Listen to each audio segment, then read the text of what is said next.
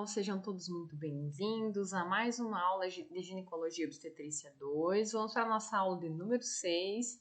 E para quem está chegando agora e não me conhece, eu sou a enfermeira Patrícia Zanini, sou mestranda em Atenção Primária à Saúde. Vamos lá, que a gente tem muita coisa para ver no dia de hoje. O que a gente vai abordar? O que nós vamos aprender no dia de hoje, né? O que é o climatério? Vamos entender as suas fases, como funciona, porque tem muita gente que não sabe o que é, o que significa, e a gente vai entender tudinho na aula de hoje. Perfeito? Vamos lá. Então, a Organização Mundial de Saúde, ela definiu o climatério como uma fase biológica da vida e não como um processo patológico, não como se fosse uma doença, que vai compreender a transição entre o período reprodutivo e o não reprodutivo da vida de uma mulher. Então, em geral, varia dos 40 aos 65 anos, né? Nesse período é aquele período que vai acontecer a tal da menopausa, que é o nome dado à última menstruação. E ela vai ser reconhecida após 12 meses consecutivos de amenorreia, perfeito? Então, essa é o período do climatério, nós estamos falando da menopausa, por sua vez. No climatério, a gente consegue observar a diminuição da fertilidade e progressivamente declínio da produção de estradiol pelo ovário. Então, a menopausa precoce, ela acontece quando se estabelece antes dos 40 anos de idade. E a tardia é quando é após os 55 anos. Então, às vezes, a gente tem mulheres que falam que estava numa menopausa precoce e tinha 35 anos. É por isso. E as mulheres que ainda estão com seu ciclo funcionante aos 55 anos, por exemplo, ela pode ser, né, uma pessoa que vai ter uma menopausa mais tardia.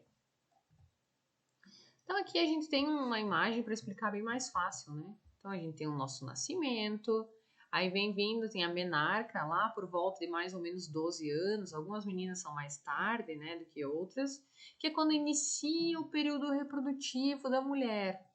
E aí acontece todo o período do ciclo reprodutivo aqui, e lá mais ou menos pelos 40 anos, inicia-se o climatério. Mais ou menos aos 49 anos, tem o final do período reprodutivo, a tal da menopausa. E o climatério vai até mais ou menos 65 anos. Então, é o fim do período reprodutivo da mulher. Por isso, a gente não vê mulher hoje em dia tendo filhos com 55, 60 anos, né? O indicado é até os 40 anos. Mas, né, tem mulheres que têm depois e tudo bem. Então, no climatério, o que acontece? Vai acontecer alterações na estrutura e na função ovariana. Vai ter diminuição da produção estrogênica e vai ter aumento das gonadotrofinas hipofisiárias, que é o hormônio do folículo estimulante, o FSH, e o hormônio luteinizante, o LH, que vai caracterizar um estado de hipogonadismo hipergonadotrófico. Nome difícil, né? Comprido esse também.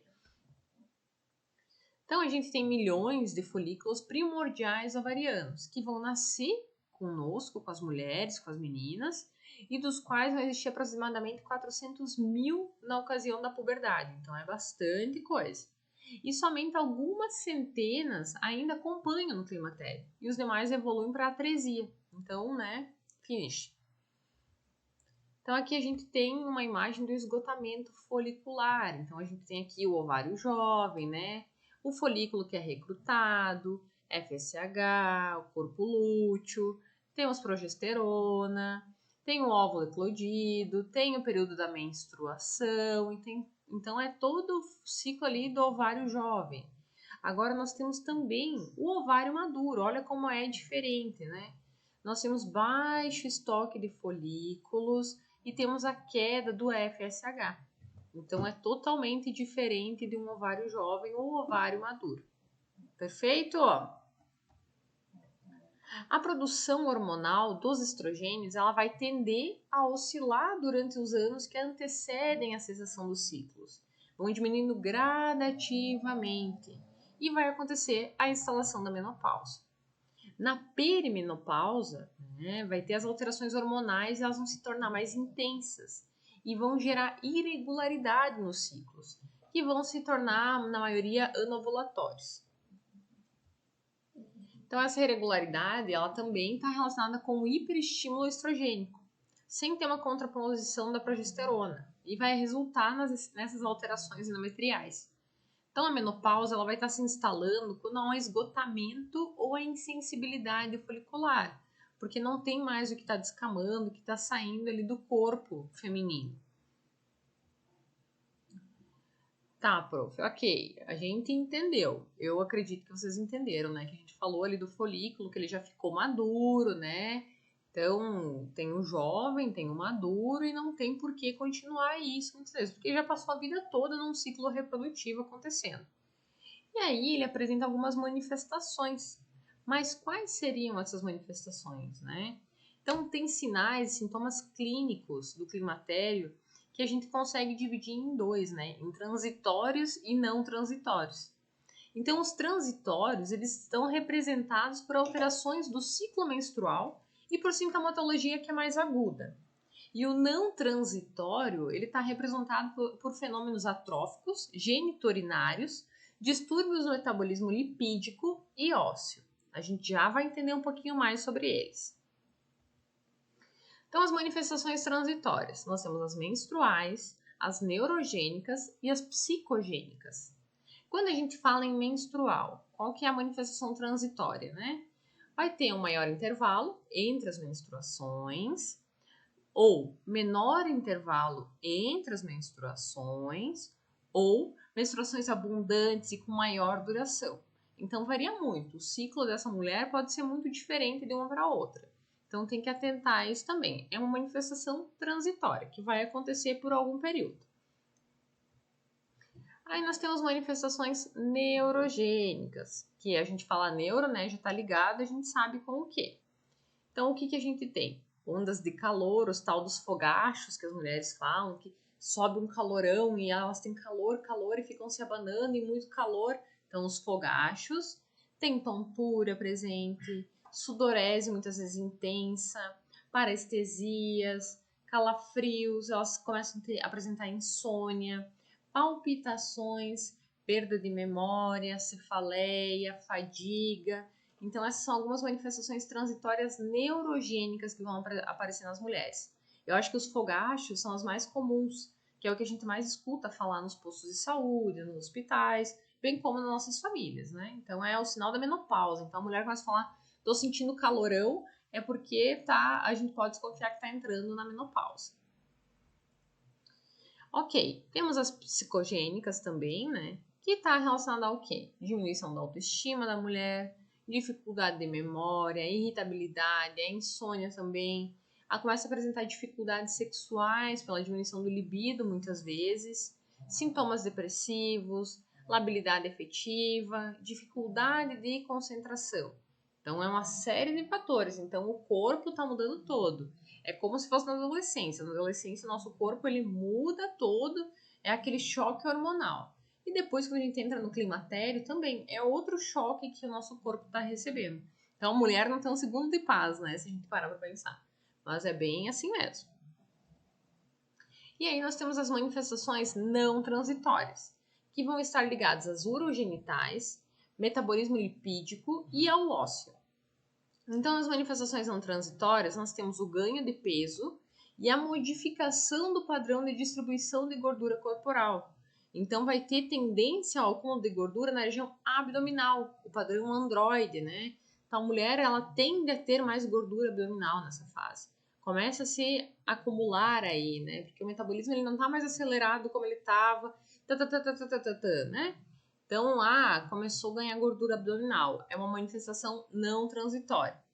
Então, o que deve ser indicado, né? Adoção de estilo de vida saudável, evitar comer tudo que é porcaria, prática regular de atividade física, alimentação adequada para as necessidades da pessoa vai reduzir essa manifestação, né? Que é o que deveria ser feito por todo mundo, não só por mulher que está entrando no climatério. Então, essas são manifestações não transitórias. E a gente pode estar orientando essa paciente em relação a isso também. As urogenitais estão ligadas com o quê? Mucosa vai estar mais delgada, pode ter sangramento vaginal, aumento de frequência miccional, tende a ir muito mais ao banheiro, prolapsos genitais, dispareunia, dispareunia, ressecamento vaginal, disúria, tem dor ao urinar e urgência miccional. Muitas vezes, precisa ir no banheiro, vai no banheiro, não sai nada. É algo não transitório, né? Metabolismo lipídico, relação com doença cardiovascular, aumento de frações LDL, TG, doenças cerebrovasculares isquêmicas, redução do HDL, do colesterol, né? Então, prestar bastante atenção nisso também. Ok, então dos distúrbios neurovegetativos, a gente vai falar dos fogachos agora, né? Que são, eu acho, os mais presentes nas mulheres que estão entrando no climatério. Então, eles constituem o sintoma mais comum nas mulheres e eles podem acontecer em qualquer fase do climatério, em qualquer uma delas. E elas vão se manifestar com uma sensação transitória súbita e intensa de calor na pele, principalmente do tronco, do pescoço e da face, que pode apresentar hiperemia, ficar extremamente vermelho. E a maioria das vezes está acompanhada de sudorese. Então, as mulheres estão lá na frente do ventilador se abanando, igual essa figurinha ali na frente da geladeira se abanando, porque dá aquele calorão, é aquele fogacho que dá, né? Deixa a pele vermelha, o rosto vermelho, a mulher sente aquele calorão, aí se dá uma refrescadinha, passa, ok, passou, né? De repente volta o fogacho, dá o calorão, fica vermelhão, então começa a se abanar lá, a mulherada. Então é bem comum, tá? É bem comum mesmo. Pode acontecer também palpitação, mais raramente sensação de desfalecimento, que vai gerar um certo desconforto e mal-estar. Então, a etiologia, muitas vezes, é controversa. Ela está sendo atribuída, na maioria dos estudos, a alterações no centro termorregulador, que é provocado por o hipoestrogenismo, levando a um aumento da noradrenalina. Então, por isso que eles dizem que acontece os fogachos, muitas vezes, né? E outros sintomas ligados a neurovegetativos, né, que são encontrados também. É o calafrio, ou a mulher começa a ter insônia nessa fase, um sono agitado, começa a ter muita vertigem, muita parestesia, começa a ter uma diminuição da memória, fadiga, então ela começa a se sentir mais cansada, né? Porque também tá tendo toda aquela mudança que a gente já falou que a gente tem lá na adolescência, mais ou menos. Só que é o inverso agora. Tudo que a gente tinha de hormônio bombando, agora já não está mais acontecendo isso. Nos sintomas neuropsíquicos, né? Então, eles vão compreender a variabilidade emocional. Ansiedade dessa mulher, nervosismo, irritabilidade, melancolia. Elas vão ter uma baixa autoestima, dificuldade de tomar decisões, tristeza, depressão. E ao que isso pode estar associado, né? Então, os hormônios estão aí, né? Fazendo o seu papel, né? Todos a mil pelo Brasil, como a gente diz. Então, muitas mulheres, às vezes, não conseguem aceitar também esse momento do climatério. Porque tem mulheres que se sentem menos mulheres, que não se sentem mais jovens, né? Porque envelhecer é um processo normal para todas as pessoas ao longo da vida. Mas tem mulheres que têm uma certa dificuldade para aceitar isso. Então acabam a autoestima ficando mais baixa, tendo quadros depressivos.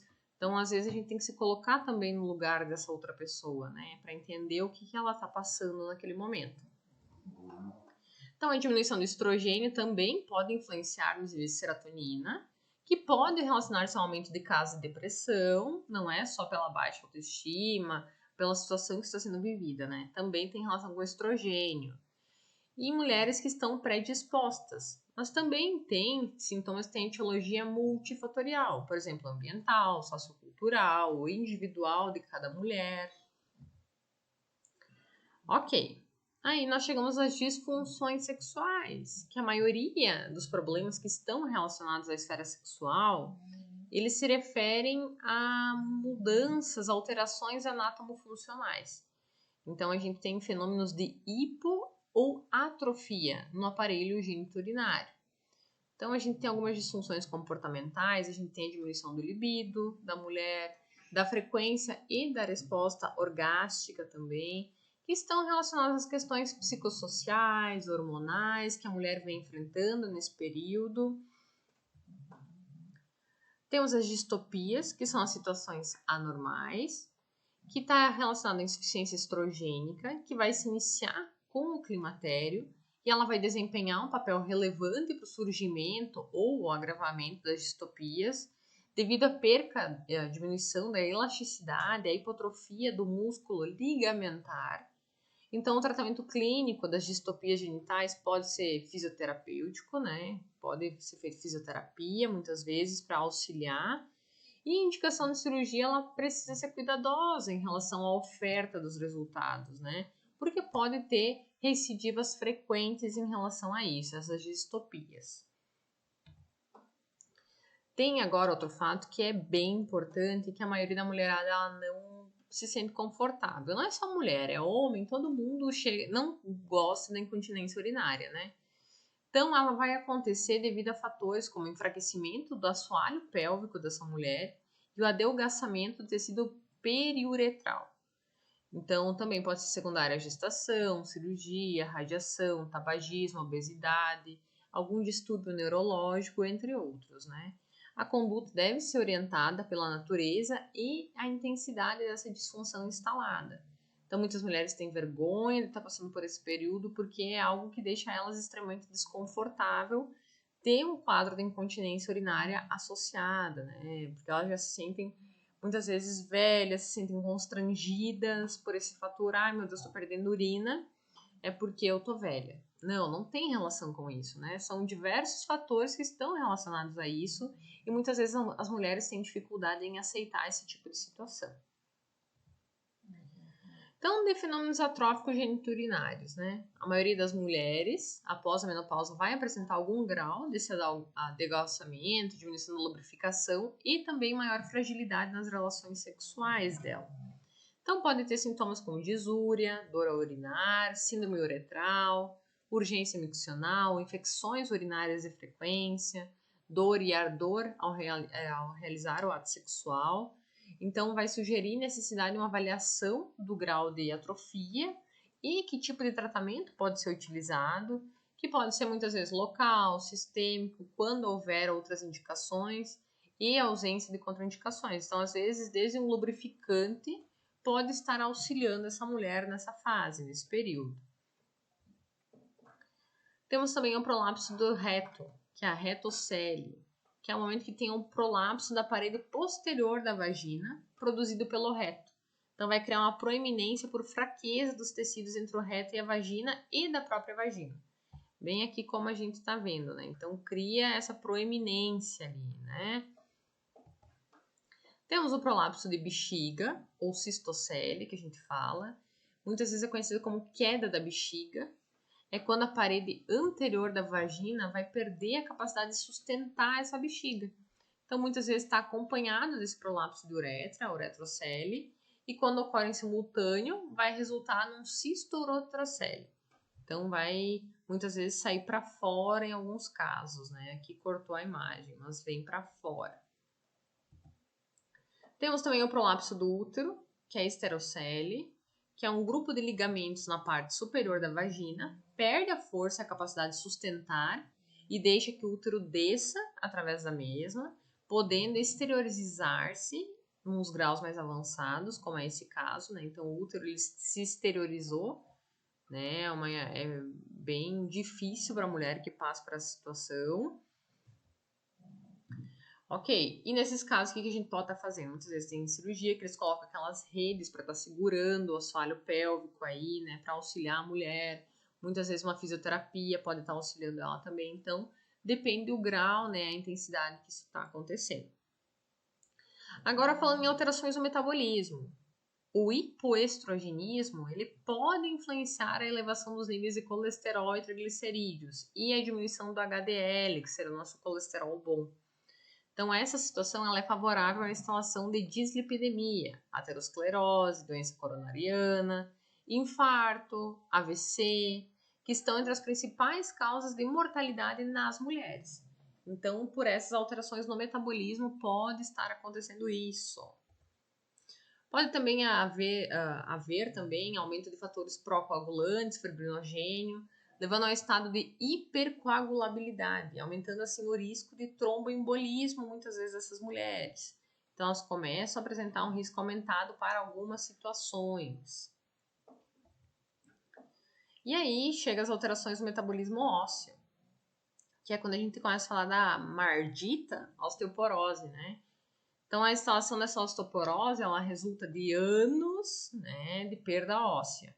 E ela pode ser classificada em primária, quando não apresenta uma causa bem definida, e secundária nos casos que é identificada a causa dessa osteoporose. Por que ela está acontecendo? Por que ela está atingindo esse organismo?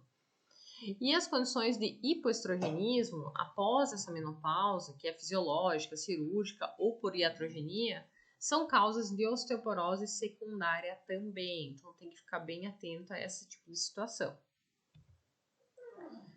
Então, os estrogênios, por sua vez, eles têm demonstrado que induzem o aumento da osteogênese, devido à inibição da função de reabsorção desse paratormônio.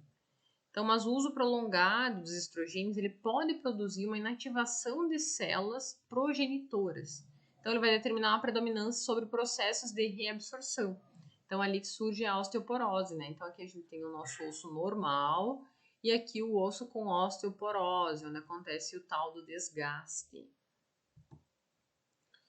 E aí tem umas modificações que acontecem em virtude de toda ali perca óssea, muitas vezes que tem na coluna vertebral na mulher no climatério. Então, aqui uma mulher normal, vai passando o tempo e no climatério ela vai ficando mais cocundinha, né? Mais cacunda, como alguns dizem. Vai ficando mais tortinha. Então, é uma tendência a isso acontecer. Então, novamente, aqui uma imagem melhor para vocês conseguirem visualizar. Nós temos aqui o osso normal e aqui o osso com osteoporose, né? Então, a gente vê que tem uns espaços aumentados, tá bem maior esses espaços, aqui tá mais juntinho, mais bem calcificado, e aqui não, né? Então, esse é o osso normal e o osso com osteoporose. E os fatores de risco para osteoporose, quais são? Os maiores, né? Fratura, que foi causada por algum pequeno trauma anteriormente, sexo feminino, baixa massa óssea, raça branca ou asiática, idade avançada em ambos os sexos, tanto em mulher quanto em homem. Fatores menores, medicamentos como heparina, ciclosporina, hormônios de tireoide, anticonvulsionantes, lítio, baixa ingestão de cálcio, alta ingestão de sódio, alto consumo de café, refrigerante, à base de cola, chá preto também é um fator de risco menor, mas é um fator de risco. Maiores, história familiar de osteoporose ou fratura do colo do fêmur, uma menopausa precoce antes dos 40 anos, uso de corticoides.